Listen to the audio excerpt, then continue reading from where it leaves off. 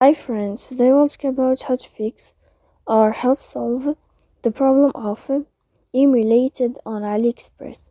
To know how to fix or how to solve emulated on AliExpress app, you should just go to settings. Here you can click on apps, default apps, app settings. Then this list will enter to the window of AliExpress. Here you can go to first stop and you can click OK. Then you can click on storage. After that you can click clear cache. Don't click clear data because that can cause you errors or can delete your account.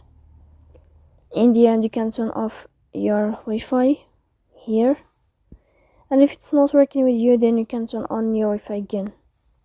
So please don't forget to support us by like and subscribe. See you next time in another video, and thank you for your attention.